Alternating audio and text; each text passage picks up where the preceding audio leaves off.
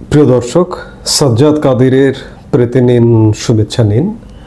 এই মুহূর্তে আপনাদের সামনে আলাপ করতে এসেছি বিএনপি জামাতের ক্ষমতার ভাগাভাগের আলোচনা ব্যর্থ, আওয়ামী লীগের জন্য সুখবর। এই প্রসঙ্গটি নিয়ে আপনাদের সামনে কথা বলবো। আমরা অগাস্ট মাসও প্রায় শেষ করে ফেললাম। অগাস্ট মাস শেষ করে এসেও আপনারা দেখছেন যে বর্তমান যে নতুন বন্দোবস্ত, এই বন্দোবস্তের অনেক কর্মকাণ্ড শেষ করতে পারল না। জুলাই অগাস্টে এদের চূড়ান্ত লক্ষ্য ছিল এই বর্তমান বন্দোবস্তের যে জুলাই ঘোষণাপত্র দেবে, নাম কস্তে 5 অগাস্ট একটা ঘোষণাপত্র দিয়েছে, জুলাই সনদ দেবে। জুলাই সনদ, দ্যাট মিন্স এই যে সংস্কার কার্যক্রমটা চলছে, বিভিন্ন রাষ্ট্র সংস্কার, রাষ্ট্রের বিভিন্ন অর্গান, সংবিধান, এই সংস্কারগুলোই হচ্ছে জুলাই সনদ। অগাস্ট মাস শেষ হয়ে গেল, জুলাই সনদ কিন্তু দিতে পারল না। এই সনদ অ্যারেঞ্জ করা, এটির ব্যবস্থাপনার দায়িত্বপ্রাপ্ত যে একটা কমিশন গঠন করা হয়েছে, ঐক্যমত্য কমিশন, ঐক্যমত্য কমিশনের মেয়াদ ইতিমধ্যে গত 15 আগস্ট শেষ হয়ে গিয়েছিল। আবার 1 মাস বর্ধিত করা হয়েছে। বর্ধিত করেও 15 দিন চলে গেছে, এখনো পর্যন্ত ঐক্যমত্য কমিশন রাজনৈতিক দলগুলোকে ঐক্যমত্য, বিশেষ করে বিএনপি এবং জামাতকে ঐক্যমত্যে পৌঁছাতে পারেনি। ঐক্যমত্যে পৌঁছাতে পারেনি, এটি যদি মোটা দাগে বলেন যে ক্ষমতা ভাগাভাগির ঐক্যমত্যে এখনো পৌঁছাতে পারেনি ঐক্যমত্য কমিশন। আর মাত্র 15 দিন মেয়াদ আছে। এর মধ্যেও যদি না পারে তাহলে আবার হয়তো মেয়াদ বাড়বে। কিন্তু সত্যিকার অর্থে দেশটাকে তারা কিভাবে ভাগ করবে, কিভাবে খাবে, খুবলে খাবে নাকি পুরো গিলে খাবে, এই ভাগাভাগিটা এখনো পর্যন্ত কমপ্লিট করতে পারেনি ঐক্যমত্য কমিশনের মাধ্যমে। এই যখন অবস্থা, তখন ঐক্যমত্য কমিশনের বাইরে বিএনপি জামাতের মধ্যে আলোচনা শুরু হয়েছে।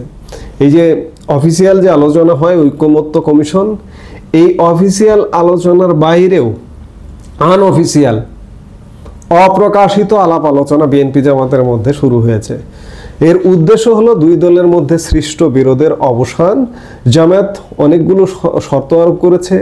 এর মধ্যে পিআর পদ্ধতি, সংস্কার, বিচার এবং জুলাই সনদ নিয়ে প্রকাশ্যে মতবিরোধ দেখা দিয়েছে, যে কারণে অনেকেই যথাসময়ে নির্বাচন নিয়ে সংশয় প্রকাশ করেছেন। পর্দার আড়ালে একটি মহল দুই দলের মধ্যে মতবিরোধ দূর করবার উদ্যোগ নিয়েছে। বাংলাদেশের একটি গণমাধ্যম বলছে যে এই লক্ষ্যে গত মঙ্গলবার দুই দলের মধ্যে একটি বৈঠক অনুষ্ঠিত হয়। বৈঠকে বিএনপির পক্ষে 1 জন এবং জামাতের পক্ষে 2 জন শীর্ষস্থানীয় নেতা উপস্থিত ছিলেন। ঘণ্টা 2 আলোচনার পরেও এই বিষয়ে তারা একমত হতে পারেনি, অর্থাৎ ক্ষমতা ভাগাভাগি কিভাবে কি হবে এগুলোতে একমত হতে পারেনি। ফলে মাঝপথে আলোচনা থেমে গেছে। নিকট ভবিষ্যতে আর কোনো বৈঠক হবে কিনা সে ব্যাপারে যথেষ্ট সংশয় রয়েছে। ওদিকে নির্বাচন কমিশন, আপনারা জানেন যে গতকালকে একটি সম্ভাব্য রোডম্যাপ ঘোষণা করেছে। এই রোডম্যাপ ঘোষণার ক্ষেত্রে জামাত ইসলামী ভিন্ন মত দিয়েছে। তারা বলছে এই রোডম্যাপ অস্পষ্ট, আর বিএনপি এটিকে সরাসরি স্বাগত জানিয়েছে। এখানেও বিরোধ দৃশ্যমান। এই পর্যায়ে জামাত কি করবে এখনই বলা মুশকিল।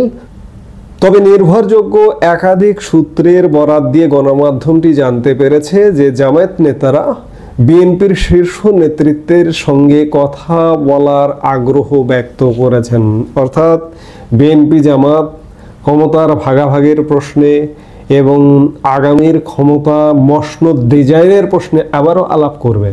এবং আলটিমেটলি আওয়ামী লীগের জন্য এটি সুখবর, এখনো পর্যন্ত সুখবর যে ফ্যাসিবাদ বিরোধী জোট, যারা আওয়ামী লীগকে ফ্যাসিস্ট বলে, কিন্তু এখন কি সেটি দেশের মানুষ দেখছে, দেশবাসী দেখছে। এখন এরা ফ্যাসিবাদ বিরোধী জোট। এই ফ্যাসিবাদ বিরোধী জোট আবারও বৈঠক, পাল্টা বৈঠক করবে, মাস্ট। আওয়ামী লীগের প্রশ্নে এরা যতই মারামারি করুক, কাটাকাটি করুক, আওয়ামী লীগের প্রশ্নে কিন্তু এরা এক হয়ে গেছে। এবং স্বাধীনতা মুক্তিযুদ্ধের প্রশ্নেও এরা এক হয়ে গেছে।